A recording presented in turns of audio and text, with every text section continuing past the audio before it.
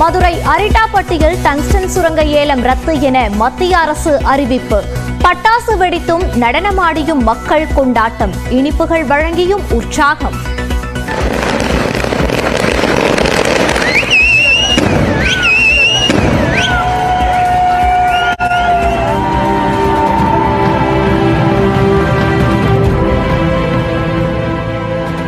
அதாவது நாங்கள் எதிர்பார்த்த தீர்ப்பு வந்திருக்கு. இந்த திட்டத்தை தடை செஞ்சதுக்கு ரொம்ப நன்றி மத்திய அரசுக்கும் மாநில அரசுக்கும். இப்ப கண்ட வெற்றி இது எங்களுக்கு மட்டுமல்ல, 48 கிராமம் தமிழகத்துக்கு நடந்த வெற்றி. பகுமான பொருட்களை அது வாசி அந்த அண்ணாமலைக்கும் மாண்புமிகு முதல்வர் அவர்களுக்கும் ரொம்ப நன்றி. டங்ஸ்டன் விவகாரத்தில் மக்களின் உணர்வுக்கும் மாநில அரசின் உறுதிக்கும் ஒன்றிய அரசு பணிந்துள்ளதாக முதலமைச்சர் மு.க. ஸ்டாலின் எக்ஸ் பக்கத்தில் பதிவு. இனி மாநில அரசின் இசைவு இன்றி இத்தகைய அறிவிப்புகளை வெளியிடக்கூடாது என்றும் கருத்து. டங்ஸ்டன் சுரங்க ஏலத்தை மத்திய அரசு ரத்து செய்ததற்கு அதிமுக பொதுச் செயலாளர் எடப்பாடி பழனிசாமி வரவேற்பு. சட்டப்பேரவை தீர்மானத்திற்கான வெற்றி என செல்வ பெருந்தகையும், அரிட்டாப்பட்டி மக்கள் நிம்மதியாக தூங்குவர் என அண்ணாமலையும் கருத்து.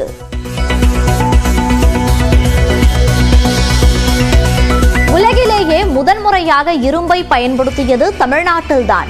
5300 ஆண்டுகளுக்கு முன்பே பயன்படுத்தப்பட்டதாக இரும்பின் தொன்மை நூலை வெளியிட்டு முதலமைச்சர் மு.க. ஸ்டாலின் பெருமிதம்.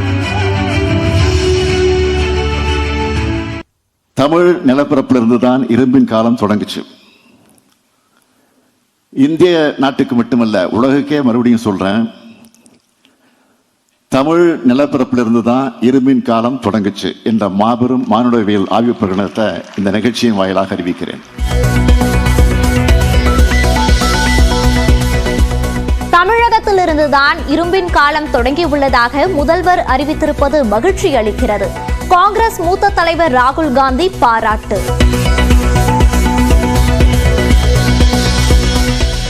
ரெய்டு நடத்தி கூட்டணி அமைக்க அவசியமில்லை, எடப்பாடியிடம் பேசினாலே போதும் என பாஜக சட்டமன்ற குழு தலைவர் நயினார் நாகேந்திரன் கருத்து. மிரட்டலுக்கு அஞ்சாமல் அதிமுக பயமின்றி கூட்டணி அமைக்கும் என்று முன்னாள் அமைச்சர் கே பி முனுசாமி பேட்டி. தமிழக வெற்றி கழக மாவட்ட செயலாளர்களுடன் தலைவர் விஜய் இன்று சந்திப்பு. புதிதாக நிர்வாகிகள் நியமிக்கப்பட்ட நிலையில் முக்கிய ஆலோசனை.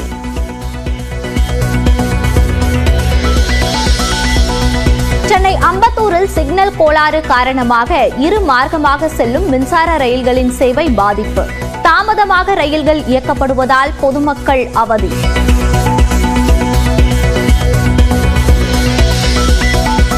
திருவண்ணாமலையில் மண் சரிவு ஏற்பட்டு உருண்டு வந்த பாறையை உடைத்து அகற்றும் பணி தீவிரம். 40 டன் பாறையில் 220 இடங்களில் துளையிட்டு வெடிபொருள் நிரப்பும் பணி தொடக்கம்.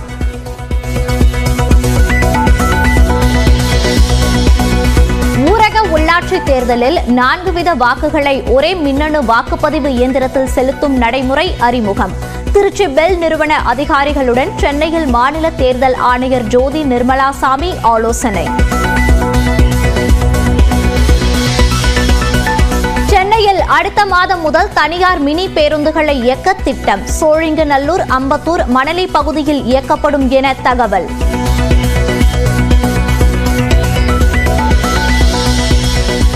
ஐபோனில் டாக்ஸி புக் செய்தால் ஒரு கட்டணம், ஆண்ட்ராய்டு போனில் புக் செய்தால் இன்னொரு கட்டணமா? ஓலா, ஊபர் நிறுவனங்களுக்கு நோட்டீஸ் அனுப்பிய மத்திய அரசு.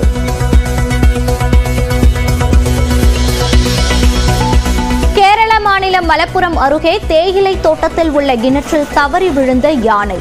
16 மணி நேரமாக முயற்சி செய்து ஜேசிபி உதவியுடன் மீட்ட வனத்துறை.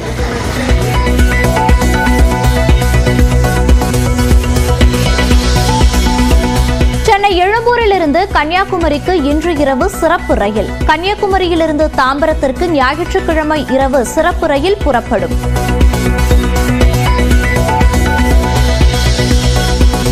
சேப்பாக்கத்தில் நாளை இந்தியா இங்கிலாந்து அணிகள் இடையேயான 2வது T20 போட்டி. சென்னை வந்த இரு அணி வீரர்கள்.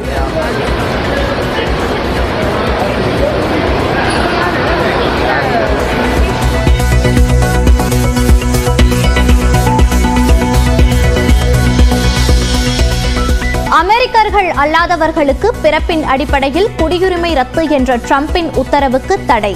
நீதிபதி உத்தரவை அடுத்து மேல்முறையீடு செய்ய அரசு முடிவு.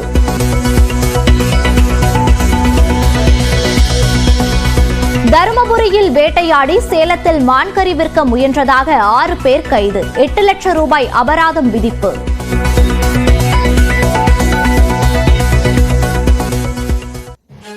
திருவண்ணாமலையில் மண்சரிவு ஏற்பட்டு உருண்டு வந்த பாறையை உடைத்து அகற்றும் பணியின் முக்கிய கட்டமான வெடிபொருள் நிரப்பும் பணி நடைபெற்று வருகிறது. இது குறித்த விவரங்களை செய்தியாளர் சதீஷ் வழங்க கேட்கலாம். சதீஷ், தற்போது அந்த பாறையை அகற்றுவதற்காக என்னென்ன ஏற்பாடுகள் எல்லாம் செய்யப்பட்டு வருகிறது? விவரங்கள். மனுஷா, கடந்த டிசம்பர் 1ஆம் தேதி பெஞ்சால் புயல் காரணமாக திருவண்ணாமலை வரலாறு காண கனமழை பெய்தது. இதன் காரணமாக திருவண்ணாமலை தீபமலையில் 5 இடங்களில் மண்சரிவு ஏற்பட்டு இதில் குறிப்பாக வஉசி நகர் 9வது தெரு பகுதியில் ஏற்பட்ட மண்சரிவு காரணமாக கிட்டத்தட்ட 20க்கும் மேற்பட்ட வீடுகள் அந்த மண் மூழ்கி இதுல ஒரே குடும்பத்தை சேர்ந்த 7 பேர் இறந்த நிலையில் தற்போது அந்த பாறையானது ஆபத்தான நிலையில் கிட்டத்தட்ட ஒரு 40 டன் எடை கொண்ட பாறை அதே இடத்தில் இருந்தது. இதை அந்த பகுதி மக்கள் வெடி வைத்து அகற்ற வேண்டும், இல்ல பாறையை உடைக்க வேண்டும் என்று மாவட்ட நிர்வாகத்தின் வைத்த கோரிக்கையின் அடிப்படையில் கிட்டத்தட்ட அது பல்வேறு கட்ட அதிகாரிகள்லாம் ஆய்வு செய்து தற்போது திருச்சியை சேர்ந்த அந்த பாறையை உடைக்கக்கூடிய தொழில்நுட்ப வல்லுநர்களை வர வைத்து 2 நாட்களாக அந்த பாறைகள் 200க்கும் மேற்பட்ட இடங்களில் துளையிடப்பட்டு அதில் இன்று காலை 6 மணி முதல் கால்சியம் ஹைட்ராக்சைடு என்ற ஒரு திரவ பொருளை நிரப்பியிருக்காங்க. அந்த திரவ பொருளானது அந்த பாறையை எந்த விதமான வெடித்து சிதறாத அளவிற்கு நவீன தொழில்நுட்பத்தை கொண்டு அந்த பாறை விரிசல் விடும். அதாவது குறிப்பாக இந்த காலையை நிரப்பப்பட்ட இந்த 200 தொழில் திரவமானது வெப்பநிலை ஏற ஏற கிட்டத்தட்ட 12-1 மணி அளவில் அது விரிசல் விடும் என்று அதிகாரிகள் தரப்பில் கூறப்பட்டிருக்கிறார்கள். குறிப்பாக இந்த பகுதியில் உள்ள அந்த பாறைகள் வெடித்து சிதறாத அளவிற்கு தடுப்புகள் அமைக்கப்பட்டும் காவல்துறை சார்பிடம் பலத்த பாதுகாப்பு ஏற்பாடுகள் செய்யப்பட்டுள்ளது. மாவட்ட நிர்வாகம் தொடர்ந்து அந்த திரவ பொருள் நிரப்பும் பணியானது இன்று காலை 7 மணிக்கு தொடங்கி 8 மணியில் 1 மணி நேரமானது 200 தொலைகள் நிரப்பப்பட்டுள்ளது. 12 மணியில் அந்த பாறைகள் விரிசல் விடும் என்று அதிகாரி தரப்பில் கூறப்பட்டிருக்கிறது. மோனிகா, விவரங்களை பதிவு செய்தமைக்கு நன்றி சதீஷ். ரெய்டு நடத்தி கூட்டணி அமைக்க வேண்டிய அவசியம் இல்லை என்று பாஜக எம்எல்ஏ நயினார் நாகேந்திரன் கூறியிருக்கக்கூடிய நிலையில் அவருடைய கருத்து தங்களை மிரட்டக்கூடிய வகையில் இருப்பதாக அதிமுக துணை பொதுச் செயலாளர் KP முனுசாமி தெரிவித்திருக்கிறார்.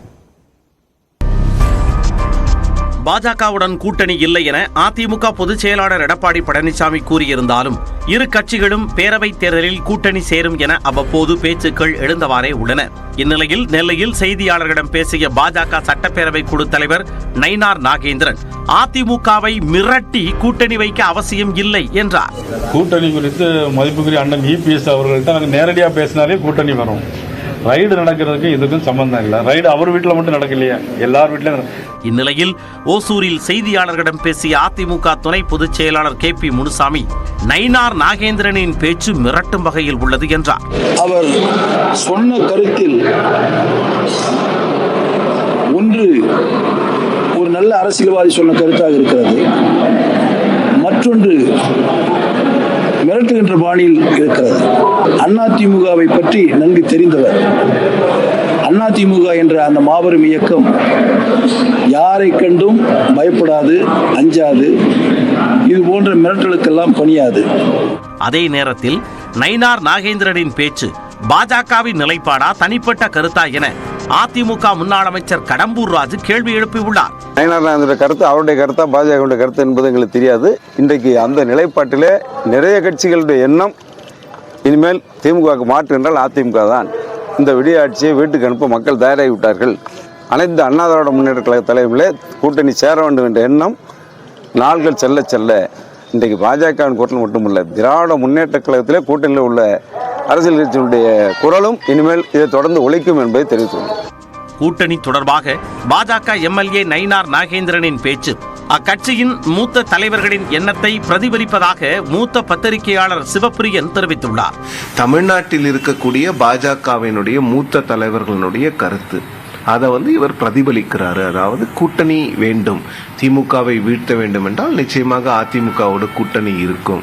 அதனால என்ன சொல்ல வர்றாருன்னா, இந்த ரெய்டெல்லாம் ரொம்ப சாதாரணமான விஷயம், நார்மலா நடக்கக்கூடியது. இது உங்களுக்கு பிரஷர் கொடுக்கறதுக்காக இல்லை அப்படிங்கிற ஒரு விஷயத்தை அதிமுகவுக்கும் எடப்பாடி பழனிசாமிக்கும் நயினார் நாகேந்திரன் அவரோட பர்சனல் கெப்பாசிட்டியில சொல்றதா தான் நான் பார்க்கிறேன். ஸோ இதுல பாஜகவுக்கு அதிமுகவோட கூட்டணி வைப்பதற்கான எண்ணம் இருக்கிறது. பாஜகவுடன் கூட்டணி கிடையாது என அதிமுக பொதுச் செயலாளர் உறுதிபட தெரிவித்துவிட்ட நிலையில் அதிமுகவுடன் கூட்டணி சேர பாஜக விரும்புவதையே நயினார் நாகேந்திரனின் பேச்சு உறுதிப்படுத்துவதாக அரசியல் விமர்சகர்கள் தெரிவிக்கின்றனர்.